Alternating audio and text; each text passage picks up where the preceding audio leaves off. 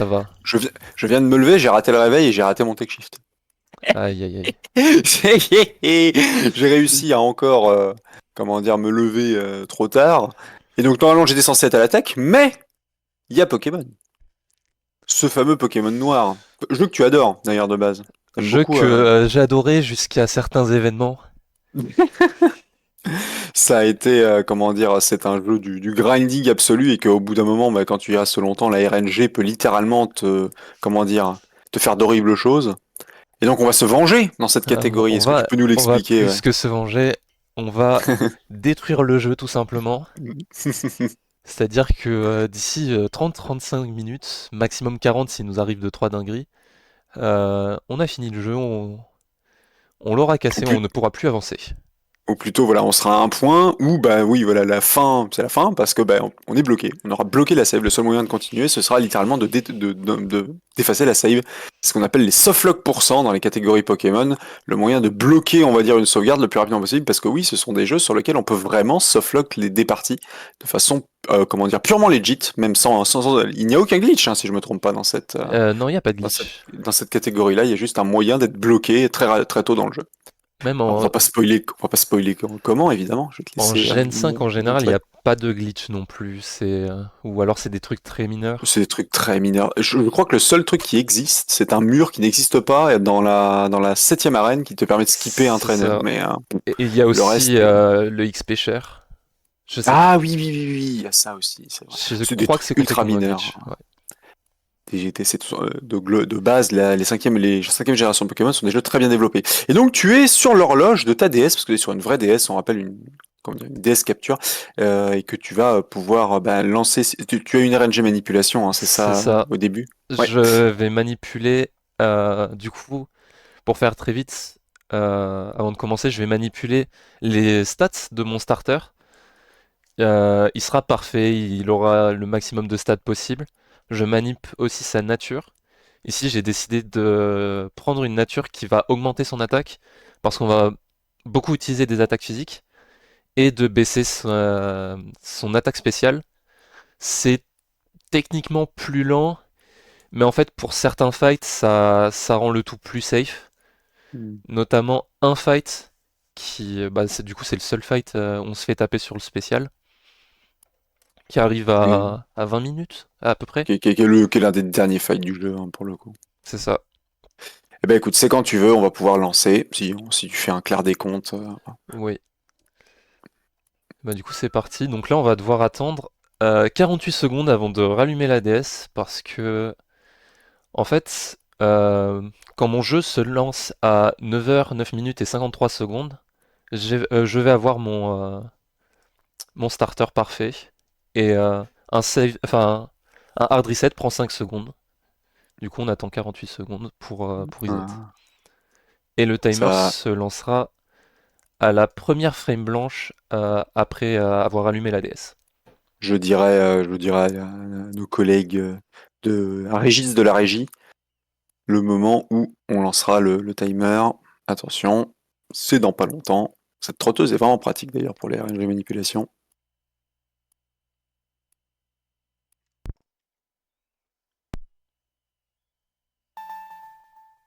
C'est Et pas c'est tout de suite. parti. Si, si, c'est parti. Et c'est bon. Go. Ah, merde. Bah, je ne vais pas avoir de RNG manip parce que j'ai totalement euh, oublié de garder mes boutons appuyés. C'est pas grave. Oh, on peut reset le timer si tu veux, en fait, si tu veux le refaire. Si t'es Bah, sûr que je c'est veux raté. bien. Ouais, ouais, je suis sûr que c'est Vas-y. raté. J'ai complètement oublié. C'est un peu le problème, voilà. Merci beaucoup.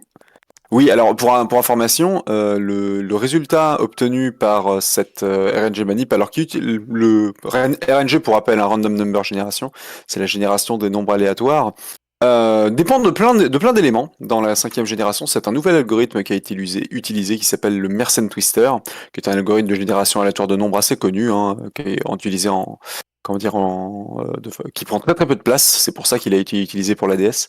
et il se base sur énormément de variables dans le jeu et dans la console, comme par exemple la date, l'année, le mois, l'heure, les minutes, les secondes, bien sûr, c'est pour ça qu'on lance à une seconde précise, et également les touches qui sont restées appuyées au moment où le jeu boot. Voilà, donc c'est pour ça qu'il faut bien penser au moment où JLF va appuyer, à rester appuyé sur une certaine combinaison de touches. On a un petit logiciel qui s'appelle RNG Reporter pour faire ça.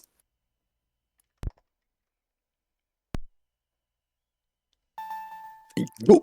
Et c'est parti. Cette fois-ci, c'est bon. C'est bon. Super, le timer s'est déclenché à la bonne vitesse.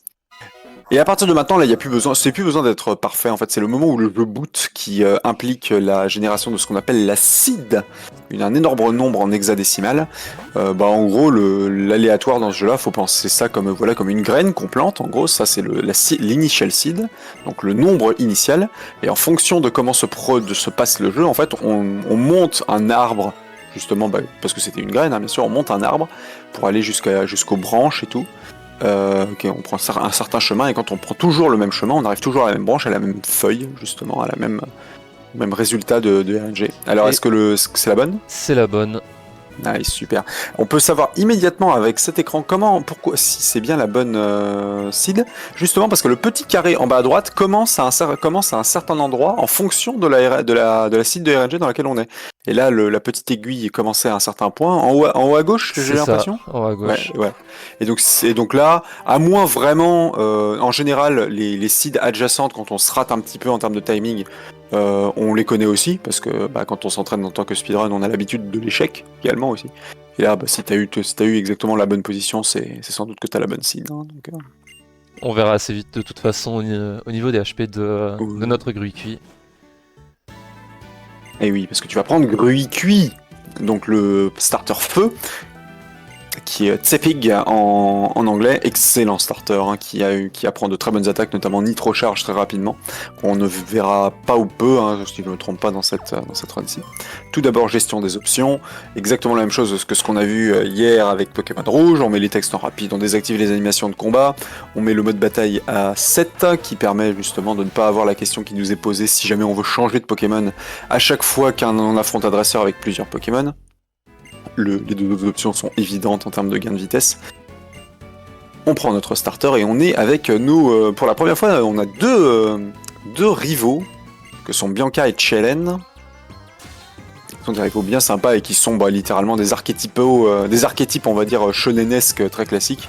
À savoir Bianca, qui est la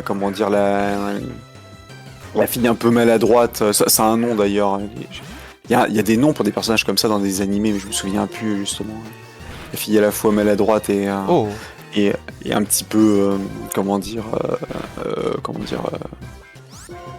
timide, on va dire. Oh. Là j'ai un très très bon premier fight Bianca.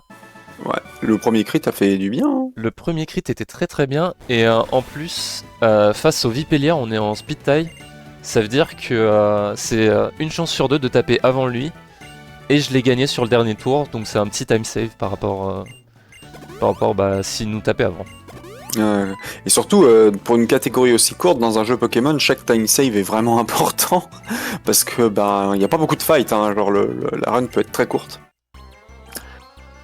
Le record du monde d'ailleurs c'est Cosmo si je me trompe pas, ouais. Est vraiment bien optimisé. Il a beaucoup travaillé cette catégorie-là, un runner canadien. Il a pris un seul ou deux sauvages, je crois, en tout. On va en reparler plus vite, plus tard, mais quand on y sera. Du coup, Chiren, qui lui est l'intello, et qui a pris lui le starter qui aura l'avantage sur nous et qui d'ailleurs est peut-être le rival le plus dangereux des deux, en tout cas en fin de partie, mais qu'on ne verra pas ici. Et c'est bon, là je suis assuré. En voyant les stats. On a vu tes stats. Donc pour rappel, les stats cachées des Pokémon qu'on a en 5ème génération, qu'on appelle les IV ou Individual Value, peuvent fluctuer entre 0 et 31 pour chacune des 6 stats présentes dans ces IV, en plus de la nature qui augmente ou diminue de 10% chacune des stats. Et comme on l'a dit, JLF en fait a des stats poussées au maximum, avec une nature tout à fait avantageuse pour cette run-ci. Ça peut vraiment faire des différences titanesques, hein, le fait d'avoir des bons ou des mauvais IV. Surtout sur un early comme ça où Bah, où tout est close. Même là, avec des Ouais. stats ultra poussées, en fait, on a vu, tu étais en speed tie, c'est-à-dire que tu avais la même vitesse qu'un Pokémon qui, lui, est très rapide de base, le starter plante. Et rien que le fait d'attaquer en premier par rapport à un adversaire, en fait, est un avantage titanesque hein, dans un jeu comme Pokémon. C'est même capital dans beaucoup de fights. Déjà, on prend pas de dégâts, puisqu'on attaque en premier, quand on fait des one-hit KO, c'est d'autant mieux. Du fait qu'on prend pas de dégâts, on n'a pas besoin de s'arrêter pour se soigner. Du fait qu'on n'a pas besoin de se soigner, on a besoin d'utiliser moins d'argent. Donc on peut l'utiliser à meilleur escient pour des items d'attaque, par exemple. Enfin voilà, c'est snowballesque, hein, le fait d'attaquer en premier. Ça gagne du temps non seulement dans le fight, mais absolument partout ailleurs. Ça, plus le fait de réussir des one-hit KO grâce à des bonnes stats d'attaque, par exemple. Donc, c'est pour ça que les RNG manipulations sont devenues si importantes dans le monde de Pokémon. Alors, déplacement, est-ce que tu as une manipulation étendue, hein, je le suppose, jusqu'au... Alors, j'ai une manipulation, enfin j'en avais une, mais elle prenait la potion de la route 1. Sauf que, bah en fait, on l'apprend pas. Ah, et donc du coup, comme ça, tu ne pourras pas la garder, voilà. En fait, pour la petite anecdote, il y a moyen de conserver la manipulation jusqu'au buisson, si on fait des bons déplacements, pour ne pas avoir de sauvage, mais bon, ça, c'est pas quelque chose de... Comment dire, c'est pour une catégorie annexe comme celle-ci, c'est pas forcément quelque chose qu'on travaille beaucoup. Il faudrait refaire toute une RNG manip, ce serait particulier. Parce que oui, en fait, les RNG manip sont aussi impactés par la MAC adresse de la DS, qui fait que chaque runner doit concevoir une RNG manipulation qui lui est propre. Du coup, Ça prend un peu de temps, hein, faut aimer faire ça. Hein. je vais quand même faire la manip du premier patch d'herbe. Ah, super. Et du coup, on est avec notre maman qui nous donne moult objets qui ne serviront à rien. Voilà, la map. Connais-tu ta map Je la connais As-tu bien. besoin d'une map Ah, je pense pas. Pour information, c'est peut-être l'un des jeux que t'as le plus tryhard dans sa catégorie principale également, les 10%. C'était le cas jusqu'à récemment, je pense. Et maintenant, t'es au Diamant Perle. Ouais. Maintenant, entre Diamant devenu... Perle et Rubis Saphir aussi. Et que tu as rené toutes les gènes de Pokémon, de la 1 à la 8. Et celle-ci, évidemment, en fait hautement partie avec son... elle a été injustement boudée, la 5ème génération, elle est assez pixelisée aussi, mais alors par contre elle a des musiques de fou et surtout elle a un climax final avec qu'on ne verra pas, hein, mais un générique final qui est dantesque. Même l'histoire. Par contre ils ont remis les rats, voilà. C'est pas Ratata, mais... Ah, c'est tout comme. Mais c'est complètement inspiré, hein. Il y a des Ratata, le roucoule du jeu c'est Poichijon, voilà c'est le pigeon. Ouais, mais étonnamment, on le rencontre même pas route 1, le Poichijon, contrairement à Roucoule. Ouais. Il y a aucun Pokémon volant en route 1. Par contre, il y a des petits chats. Les petits chats. Les petits chats, c'est route 2. C'est à partir de la route 2. Ouais, chaque ripan. Ils avaient des... Comment dire... Bon, ils galéraient un peu au niveau des noms, mais c'est quand même bien d'avoir des renommages français pour les Pokémon, ce qui n'a pas été le cas dans tous les langages, quoi. Mais encore une fois, on est bien servi en France niveau doublage, même pour les jeux vidéo. Donc voilà, petit tuto capture. On apprend à capturer des Pokémon, sauf que on va pas en avoir besoin. Parce que capturer des Pokémon, c'est du time loss. Et nous, on veut pas perdre du temps, on veut en gagner. Le pire, c'est que justement, en fait, bien au contraire, on veut le moins de Pokémon possible pour réussir à se softlock. Hein. On rappelle le but de cette catégorie, il faut réussir à se mettre dans une situation dans laquelle on peut littéralement pas finir le jeu sans détruire la sauvegarde et recommencer depuis le début, quoi. C'est vrai que beaucoup de RPG ont fait très attention à ne jamais que le joueur ne se retrouve jamais dans cette situation, quand bien même il le fera exprès. Dans Pokémon Game Freaks, honnêtement, comme on l'a dit, il y a beaucoup de jeux dans lesquels on peut se softlock, hein, assez facilement même. Le X-Transceiver. Le X-Transceiver qui est très boudé par les speedrunners parce que si vous voyez bien, à chaque fois qu'un personnage cligne les yeux, là ici c'est aléatoire, et ça change la distribution aléatoire du jeu. Donc souvent, dès qu'on a le X-Transceiver qui apparaît, On ne peut plus, on ne peut plus manipuler la RNG. Toutes les RNG manipulations finissent ici, tout simplement parce que c'est trop dur c'est impossible à contrôler, quoi. Là où les déplacements du personnage, par exemple, sont faciles à Il contrôler. y a que les fous du type Squagogo Ouais, voilà. qui ont regardé plusieurs seeds et qui ont fait Voilà. bah je vais faire ça Et du qui coup si c'est comptait pas le ça. nombre de clignements d'yeux, en fait, pour savoir dans quel seed il se trouvait après, quoi. Les mecs qui ont appris, non pas une branche de l'arbre, comme j'ai expliqué, mais littéralement, comment dire, des troncs entiers, tu vois. Ouais, une dizaine, une vingtaine. Ouais. Squagogo, excellent runner, comment dire, une légende, on va dire, des catégories, des générations, en fait, des jeux DS. Un runner terrifiant qui a des records du monde tout le tour du ventre, et surtout qui était très très jeune. Premier race que j'ai eu à faire avec lui, il était même pas majeur pour le coup. Et il nous éclatait déjà. Il y a plein de nouveaux runners en ce moment qui se sont mis à Pokémon Speedrun et c'est vraiment cool. L'une des premières générations, 5ème génération, dans lesquelles le PC et le centre Pokémon se met à fusionner avec le shop. Le shop, ouais c'est ça, c'est Ouais. le tout premier jeu. Et ici j'ai acheté le maximum possible de potions. Comme ça je ne risque pas de tomber à court de heal. Et vous allez voir que c'est aussi pratique pour plus tard d'avoir très peu d'argent. Et oui, parce qu'on pourrait se désoflock si on pouvait acheter, notamment par exemple, des Pokéballs pour rattraper d'autres Pokémon, notamment. Donc faut se limiter en maximum en options. Et nous croisons Gitis et la Team Plasma. Ils sont en train de parler, honnêtement, c'est une team de méchants très classe, la Team Plasma, parce qu'ils ils se font passer pour des gentils, pour un groupe, on va dire, un groupe révolutionnaire, ou plutôt pour un groupe religieux qui prône une doctrine envers les Pokémon, comme quoi les Pokémon devraient être libres, on devrait pas les capturer, s'en servir et tout, Ouais, etc. une sorte de secte un peu au final. Ouais, exactement, ouais. On va croiser un personnage emblématique. D'ailleurs on peut dire... pardon, vas-y. Oui. Vas-y, c'est toi qui as. On peut dire au revoir à la Team Plasma, car c'est la seule fois de la run qu'on les verra. Voilà. Alors que d'habitude, pour le coup, ils font des interventions dans plein de villes différentes. Dans presque toutes les villes du jeu. On les voit juste pas à Port-Neuve, si je dis pas de bêtises. Oui, tout à fait. Oui, tout à fait. Oui, c'est vrai que nos interactions avec la Team Plasma sont assez fréquentes. Bon, en particulier si on considère que les interactions avec le personnage que tu as en face de toi comptent. Parce que oui, hein, pour la petite histoire, N est hautement lié à la Team Plasma, le personnage qu'on a en face de nous qui et est... je me fais crit par le petit chat. Oh, le chat crippant et en plus qui t'a pas... Comment dire, qui t'a pas eu la bonne là avec son rugissement là. Là, ça s'est vraiment mal passé. Ah, rugissement, c'est vraiment une attaque qu'on veut pas voir hein, dans les débuts de partie, dans plein de générations Pokémon, souvent c'est très chiant parce que ça baisse nos dégâts et on n'a pas d'autre, souvent à ce moment-là, on n'a pas d'autre choix que de faire charge hein, et donc d'utiliser une attaque qui a été réduite en dégâts. Fort heureusement, c'est la première génération parmi les nouveautés excellentes et en particulier dans le monde du Speedrun où charge est bien meilleure que les générations précédentes. Génération précédente, charge tape à 35 et peut rater, ça a 95% de précision, donc ça a une chance sur 20 de rater. Et dans cette génération-ci, ça tape à 50. Et c'est 100% de précision, vraiment de pratique. Et on peut dire au revoir à N d'ailleurs, c'était la seule fois aussi qu'on le voyait de la run. Là on va récupérer un item. Parce qu'en plus c'est une Pokéball et on a besoin de ne pas avoir accès à tout type de ball.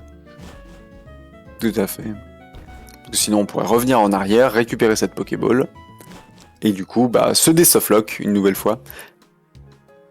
Parce que, alors vous allez comprendre tout très vite, j'ai pas envie de spoiler en fait, vous allez comprendre très vite pourquoi il ne faut surtout pas qu'on puisse capturer de Pokémon pour que le softlock soit effectif, voilà. Pour que vraiment ce soit sûr et certain qu'on puisse plus progresser dans le jeu. Le jeu est très scripté en soi, hein. On n'est pas à l'époque notamment de Pokémon Rouge où à un certain moment on peut faire les arènes ou les endroits comme on veut. Il y a quand même une trame, une histoire en gros qui se passe en même temps qu'on progresse justement dans le monde du Novia, qui est la région dans laquelle on est. Cette progression implique également qu'on passe dans les villes dans un certain ordre, et que donc on sera forcément bloqué, l'accès à la prochaine ville et aux prochains objets seront forcément bloqués si jamais on n'a pas en fait trigger une partie de cette histoire. Et c'est justement pour empêcher de trigger justement une prochaine cutscene ou une prochaine rencontre qu'on va devoir bien faire en sorte qu'aucun des Pokémon ou qu'on ne puisse capturer aucun nouveau Pokémon, qu'on ne puisse pas apprendre une attaque en particulier. Voilà. Voilà. Donner quelques petits détails. Premier combat de dresseur. Ça peut être dangereux, hein, ce petit Patra qui peut, Ça va. qui peut faire suer. Il a décidé d'être gentil. Et d'ailleurs, tu as, comment dire, tu es... Ah, oh, parfait, Je parfait, suis- 11 sur 33, impeccable. Je suis à un tiers de mes HP et du coup, tous les starters, ils ont une particularité, c'est que quand ils sont sous un tiers de leur HP, enfin à un tiers ou en dessous, leurs attaques, enfin les attaques de leur type vont être boostées de 50% supplémentaires. C'est leur talent, c'est un passif en gros. Et oui, le système des talents qui a été ajouté en 3ème génération et qui ici évidemment est un atout majeur, voilà, pour réussir un magnifique double hit sur ce pur loin, sur ce Chakripan. Donc Humber qui est Flamèche, pour le coup, qui est l'attaque qu'on va utiliser, attaque de type feu, boosté du coup des dégâts déjà de 50% par le stab, same attack type bonus, puisqu'on on est type feu et on utilise une attaque feu, plus encore 50%, parce qu'on a la Blaze, donc le brasier, qui est le talent de Tepig, qu'on a expliqué donc avec un tiers de nos HP. Le calcul est très facile, hein, pour savoir si on est en Blaze, on prend nos HP, on les multiplie par 3. Si ce nombre est inférieur ou égal à nos HP maximum, on est en brasier. Là évidemment, on joue safe. S'il m'avait fait flair, j'aurais, enfin, Powder Slut, j'aurais continué, mais là malheureusement j'étais en range de mourir à 100%. Oula. Du coup, une nouvelle fois, petit détour pour récupérer moult objets. Parce qu'il ne faut pas non plus réussir à récupérer des objets pour les vendre et de nouveau récupérer des Pokéballs. Donc c'est très important de ne absolument plus pouvoir du tout avoir accès aux Pokéballs, hein, dans cette run. Et là, c'est la dernière fois qu'on voit Bianca pour son dernier, pour le dernier combat face à elle. C'est pas une menace, c'est un combat plus que simple. Ouais, surtout qu'on a l'avantage du starter sur elle, puisque c'est la rivale justement qui prend le starter qui est désavantagé par rapport à nous. C'est limite Ponchio en fait, hein, qui est vraiment dangereux. Ponchio qui est donc type normal, et qui a donc le stab sur la charge, donc il y a vraiment une charge qui fait 75. Ça fait vraiment mal, à tel point que d'ailleurs dans la catégorie principale, eh bien c'est le Pokémon du speedrun, c'est le Pokémon le plus rapide, Ponchio. Ah, petite utilisation ici là de... Ouais. Ah oui, c'est bon, c'est minime, mais là, on voit, ça c'est des petites strates de speedrun, tu as utilisé en fait charge de façon à ce que ce soit une attaque qui ne soit pas super efficace, et comme ça, t'as gagné du texte. Ouais. Je pensais pas que je le mettrais mid HP comme ça. Donc ici on récupère encore une fois des items.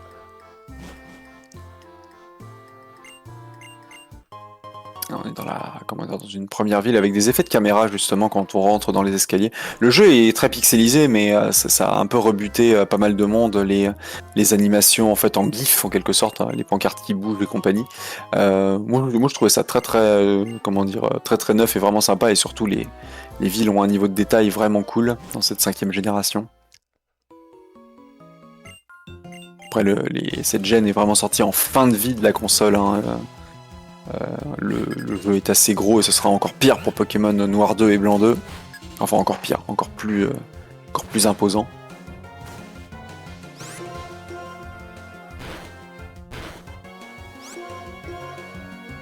Oh parfait, Chakripan qui a décidé de faire griffe au lieu de faire rugissement, et donc du coup on garde toute notre puissance sur charge, ce qui est plutôt pratique. On préfère garder les Humber puisque on est également restreint par un autre élément que sont les points de pouvoir, que sont les nombres que vous voyez dans l'écran en fait juste en bas, et vous avez l'écran inférieur dans ce layout à droite du timer.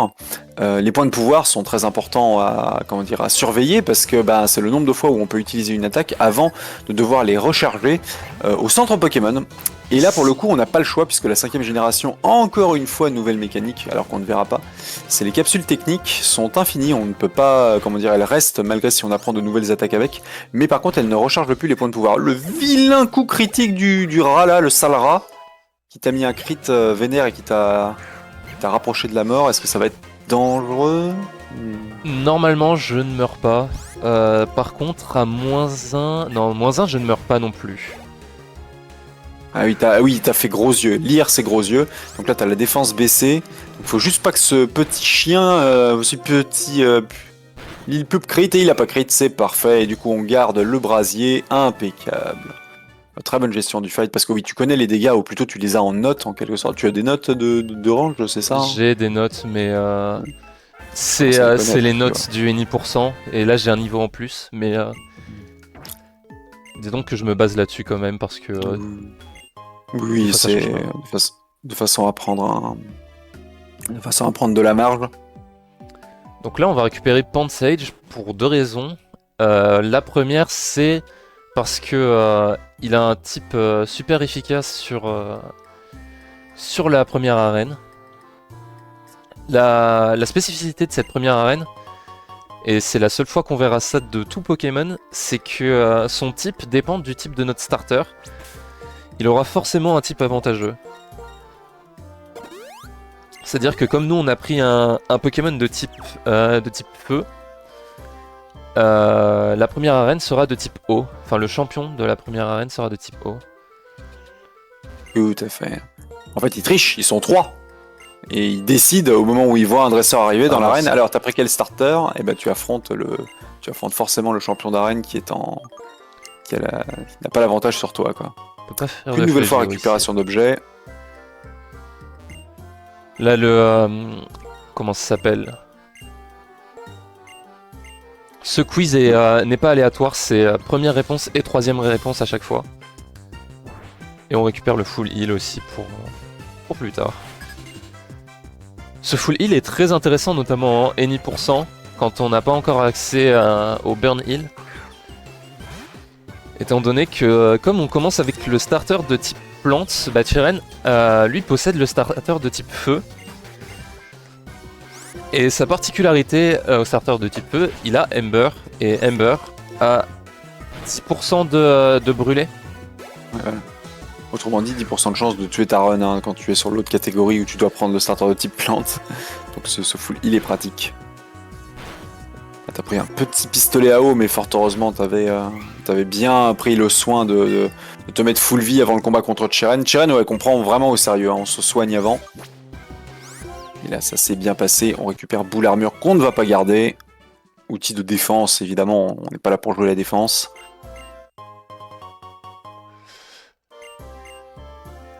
Chiren qui nous donne des baies et pas mal de pognon. On a récupéré pas mal d'argent, hein, en affrontant tous ces dresseurs, évidemment. Donc il va falloir, si jamais on veut bien bloquer le jeu, bien s'en débarrasser à un moment ou à un autre. Et maintenant, ça va être le moment de faire l'arène, qui est un hôtel. Voilà. Chaque arène a vraiment son gimmick dans la 5ème génération. Il y a des hôtels, il y a eu, comment dire, si je me trompe pas, il y a un aéroport, il y a plein de... Il y a une mine.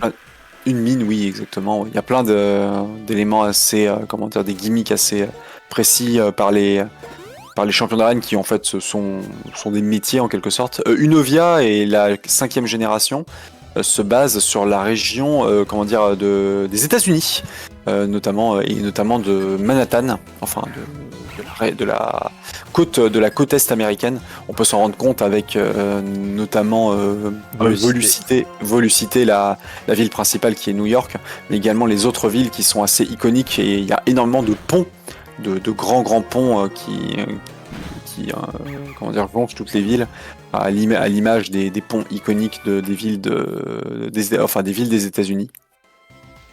Donc ouais, c'est là-bas l'une des premières générations qui est une région qui sort du Japon pour le coup.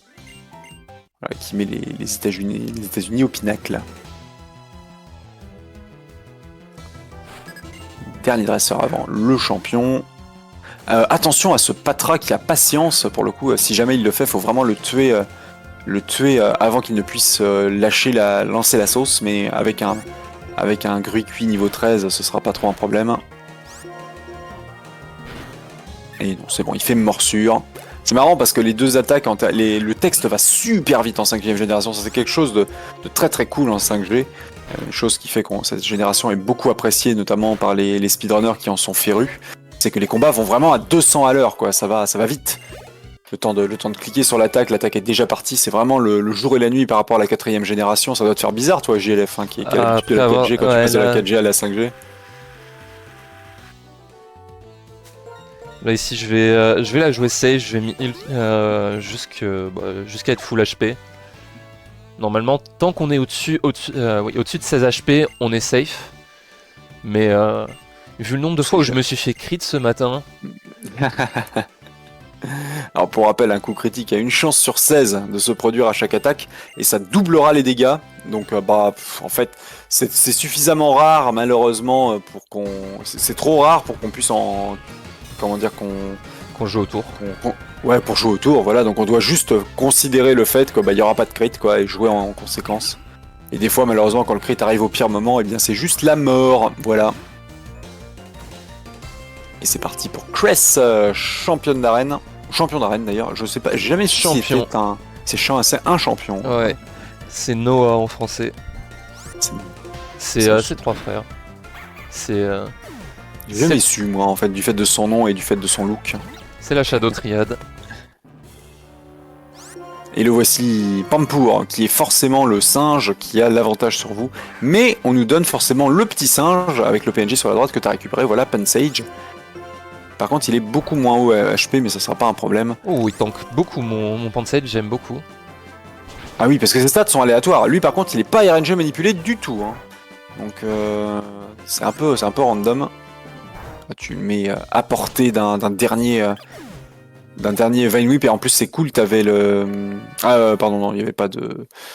Comment dire, d'engrais ici, c'est une superbe victoire. La raison pour laquelle justement tu l'as approché juste d'une mort, on va dire, t'as pas refait Fouelian au deuxième tour, c'est parce que si tu l'avais mis en barre rouge, si je ne me trompe pas, ce champion a une potion. C'est ça. Et il peut potion et ça perd énormément de temps, bien sûr. Et là on a fait tous les fights du jeu. Et on va arriver sur une grosse phase de menu dans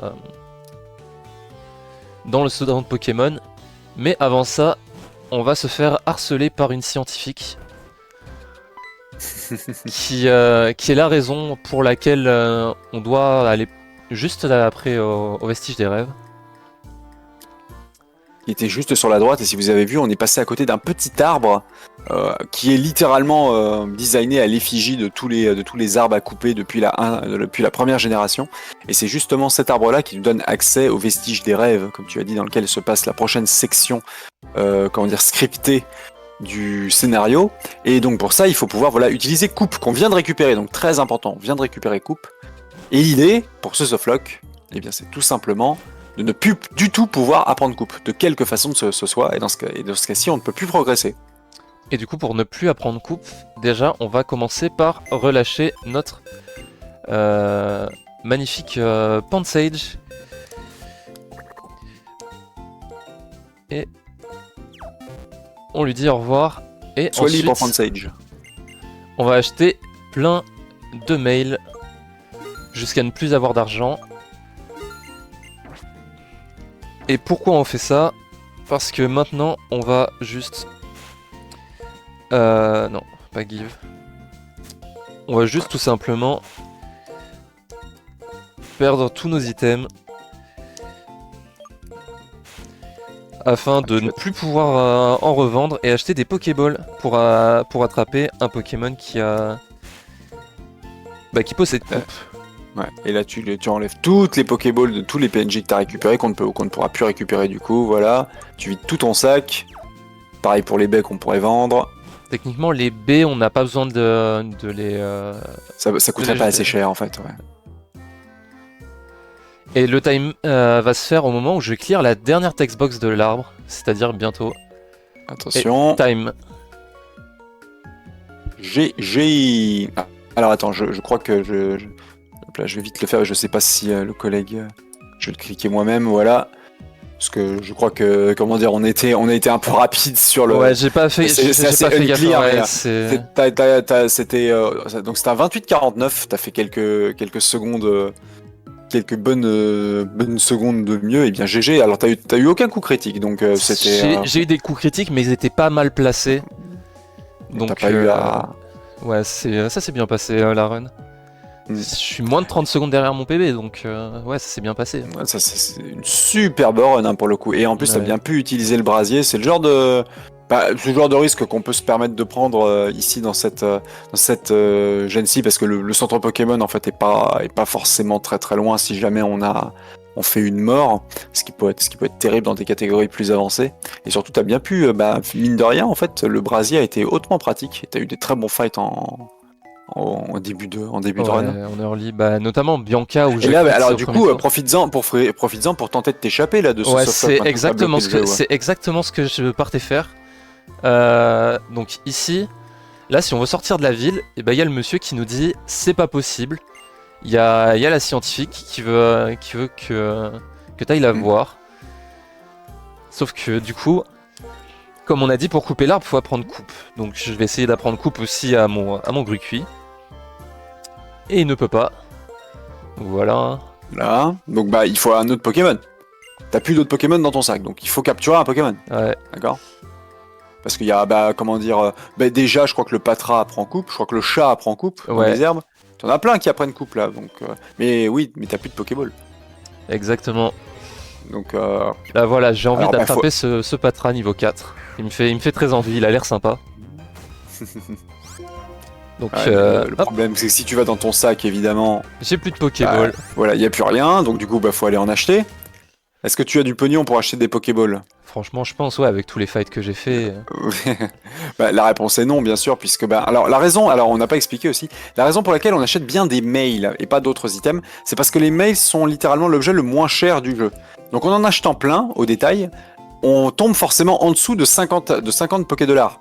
Parce que parce qu'en gros, bah, c'est une division euclidienne hein, pour ceux si vous avez fait un peu de maths. Le reste est forcément inférieur à 50 Pokédollars, puisque bah en fait on a acheté les mails au maximum.